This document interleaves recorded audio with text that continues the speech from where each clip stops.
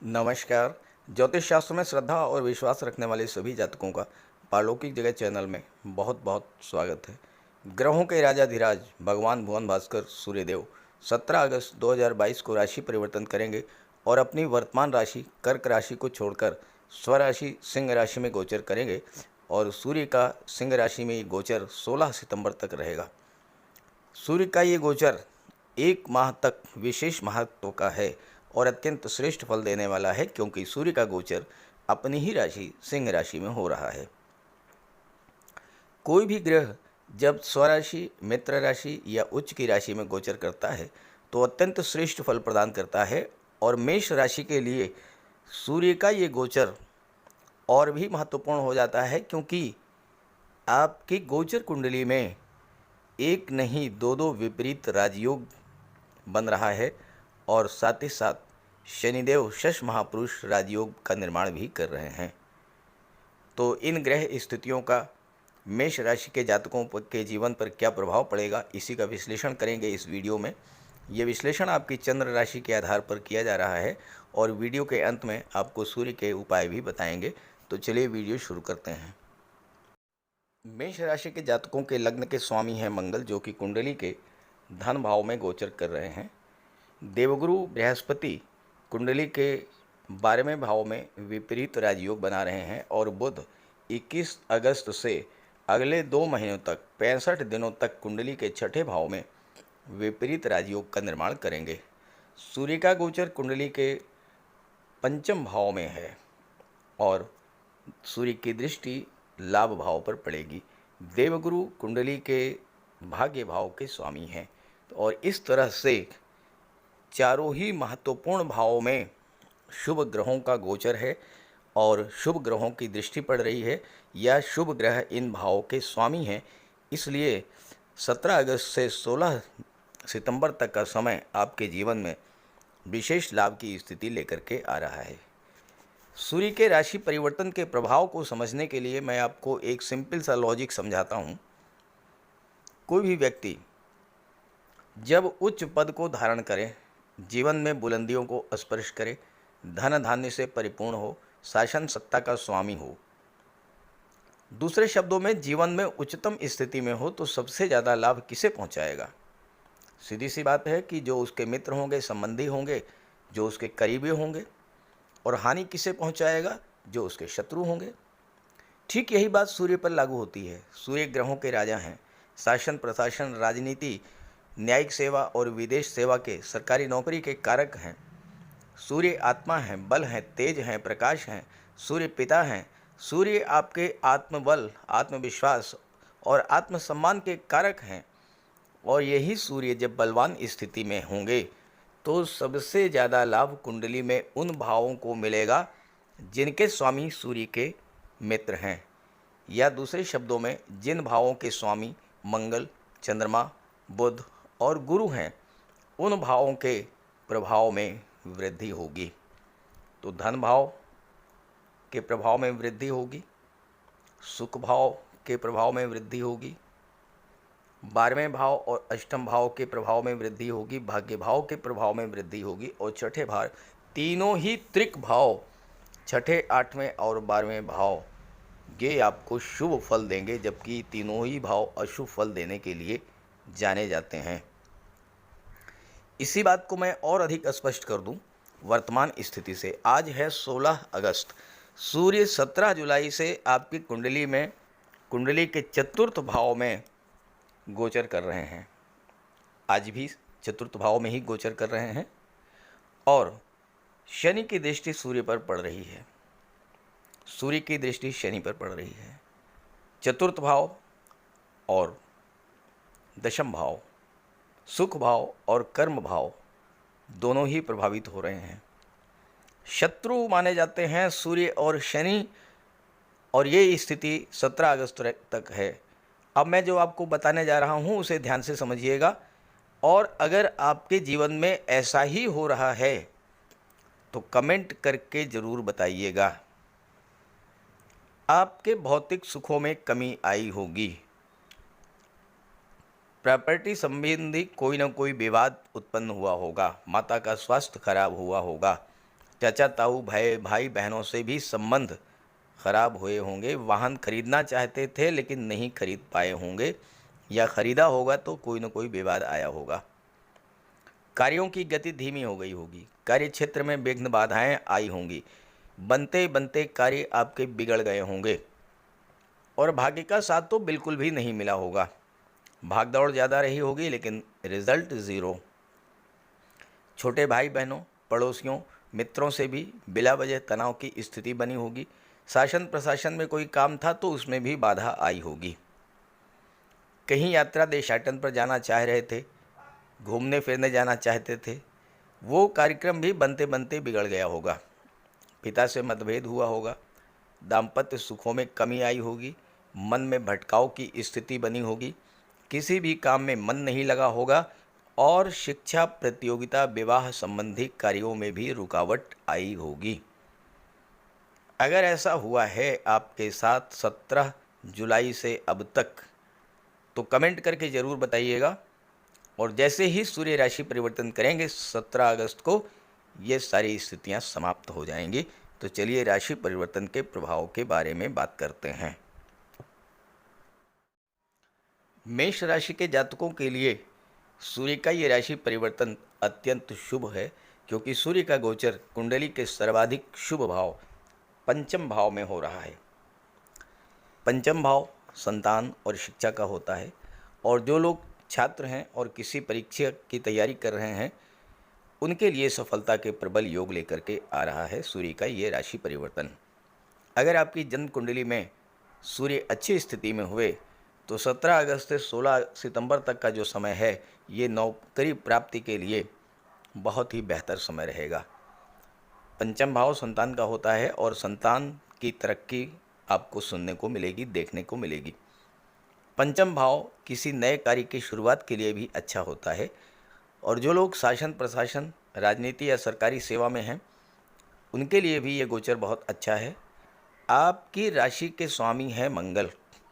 और जैसा मैंने बताया कि सूर्य के इस गोचर का सर्वाधिक प्रभाव उनके मित्र ग्रहों पर पड़ेगा, तो मंगल के बल में वृद्धि होगी।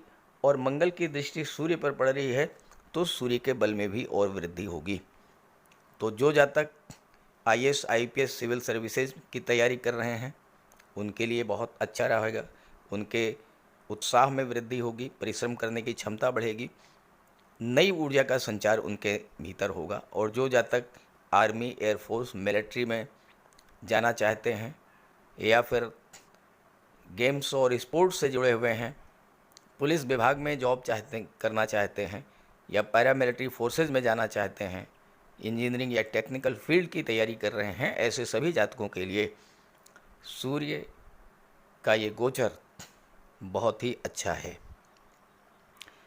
सूर्य की दृष्टि पंचम भाव पर पड़ रही है और पंचम भाव लाभ का भाव है। तो सूर्य आपके जीवन में लाभ की नई नई संभावनाएं लेकर के आ रहे हैं। आपकी कुंडली में देखिए, एक नहीं 4 राजयोग बन रहे हैं। लग्न के स्वामी का त्रिकोण के स्वामी के साथ संबंध बनना एक प्रकार का राजयोग बनाता है। देवगुरु 12वें भाव में विपरीत राजयोग बना रहे हैं।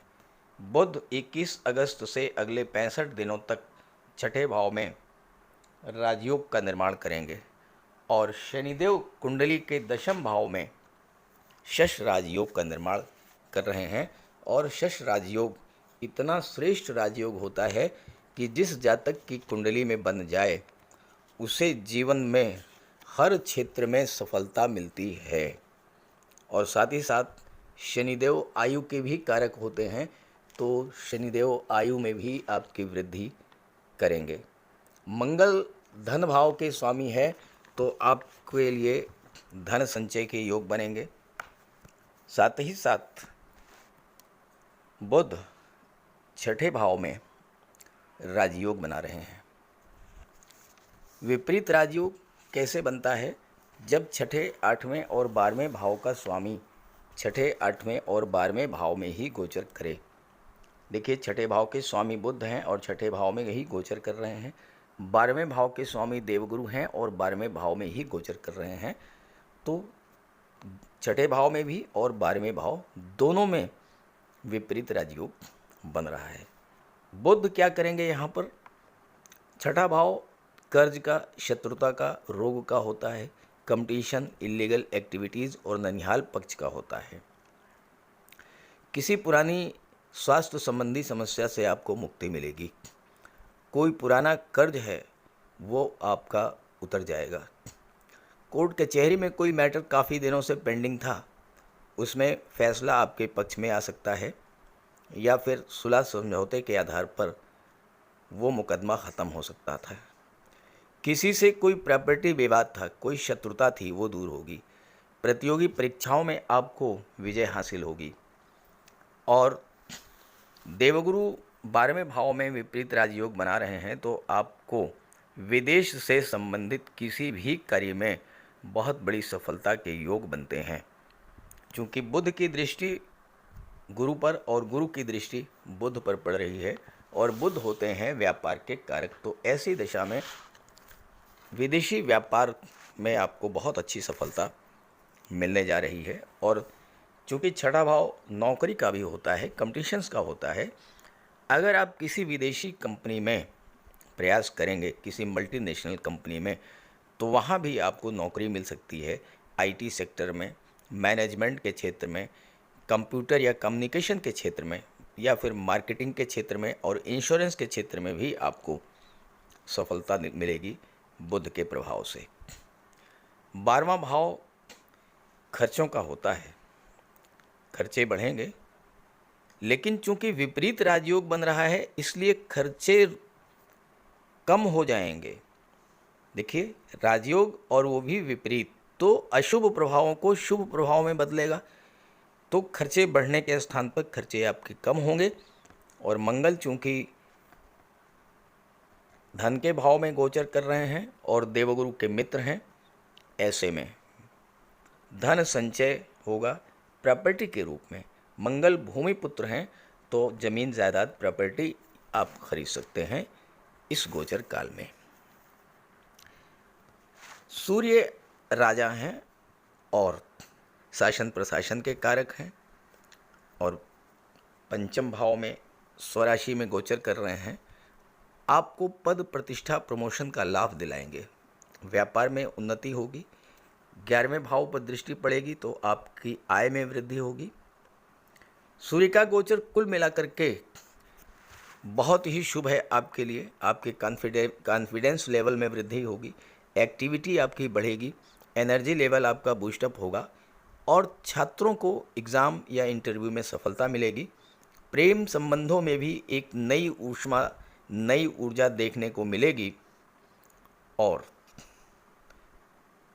दाम्पत्य सुखों के लिए भी ये समय बहुत बेहतर है। लव रिलेशंस स्ट्रॉन्ग होंगे और वो मैरिज में कन्वर्ट हो जाएंगे। यहाँ पर सिर्फ एक चीज़ का ध्यान रखना है आपको कि थोड़ा बहुत नेत्र कष्ट हो सकता है या पेट संबंधी कोई समस्याएं आपको आ सकती हैं। और दूसरी महत्वपूर्ण बात यह है कि चूँकि मंगल आपके लग्न के स्वामी हैं और वाणी के भाव में गोचर कर रहे हैं, तो मंगल के कारण आपकी वाणी में, स्वभाव में तेज़ी आएगी, उग्रता आएगी। आपको क्रोध पर नियंत्रण रखना है। अगर आपने ये कर लिया तो ये गोचर बहुत अच्छा है आपके लिए। और सूर्य का उपाय जरूर कर लें। तो बात करते हैं सूर्य के उपायों पर।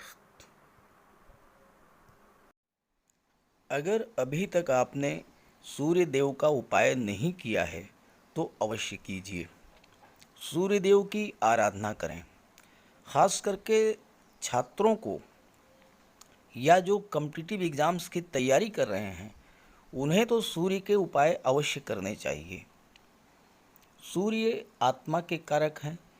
इस पृथ्वी पर सूर्य के कारण ही जीवन है, और सूर्य की ही ऊर्जा, प्रकाश और ऊष्मा से हम कार्य करने में सक्षम होते हैं। सूर्यदेव की आराधना करेंगे, आत्मा को बल मिलेगा, आत्मविश्वास में वृद्धि होगी, कार्य करने की ऊर्जा प्राप्त होगी, जीवन में रोशनी आएगी, भाग्य चमक जाएगा, और फिर आप सफलता की सीढ़ियां चढ़ते चले जाएंगे। तो प्रातःकाल स्नान करते समय जल में लाल पुष्प या केसर डाल करके स्नान कीजिए। इसके बाद सूर्योदय से 1 घंटे के भीतर सूर्य देव को अर्घ्य दीजिए। तांबे के लोटे में जल, अक्षत, लाल पुष्प, रोली, लाल चंदन ये डाल करके सूर्य देव को अर्घ्य दीजिए। ध्यान रखें कि सूर्य देव को अर्घ्य 3 बार में देना है। 1 लोटे जल को आपको 3 बार में अर्घ्य देना है और साथ ही साथ इस बात का ध्यान रखना है कि जो जल है वो आपके पैरों पर ना गिरे। इसके बाद गायत्री मंत्र का जाप करें, आदित्य हृदय स्तोत्र का पाठ करें। छात्रों को तो सूर्य का ये उपाय नियमित रूप से करना चाहिए, क्योंकि सूर्य ही सरकारी नौकरी के कारक हैं और आज के युग में हर छात्र का सपना होता है कि वो आईएएस बने, आईपीएस बने या शासन प्रशासन में उच्च पदस्थ अधिकारी बने, और सूर्य इन सब के कारक होते हैं। सूर्य पिता के कारक हैं। पिता का सम्मान कीजिए, उनकी सेवा कीजिए, उनके मार्गदर्शन में आगे बढ़िए। यदि किसी तरह का कोई विवाद भी है तो उसे भुला दीजिए और उन्हें किसी तरह का कष्ट तो बिल्कुल न दें। इससे सूर्यदेव को बल मिलेगा। सूर्यदेव को बल प्राप्त हो इसके लिए रविवार को नमक का सेवन न करें। दलिया, दूध, दही, गुड़, गेहूं की रोटी इन सब का प्रयोग करें। रविवार के दिन सूर्यदेव को अर्घ्य देने के बाद एक तांबे की अंगूठी या तांबे का छल्ला ये धारण करें और जितनी आपकी क्षमता या सामर्थ्य हो यथाशक्ति लाल वस्त्र, गुड़, गेहूं, मसूर की दाल या तांबे का दान करें।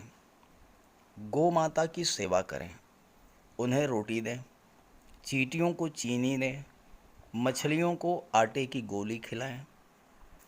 ध्यान रखें कि जो भी उपाय करें यो पूरे मन से करें। उपाय करते समय सूर्यदेव का ध्यान करें और साथ ही साथ अहंकार और क्रोध इनसे दूर रहें। आप ये उपाय करके देखिए, जीवन में इतना बड़ा परिवर्तन आएगा कि आप कल्पना नहीं कर सकते। तो मेरी बात से सहमत हों तो उपाय शुरू कर दीजिए, और वीडियो अच्छा लगा हो तो अपने साथियों को, मित्रों को भी ज़रूर शेयर कर दीजिएगा। नमस्कार।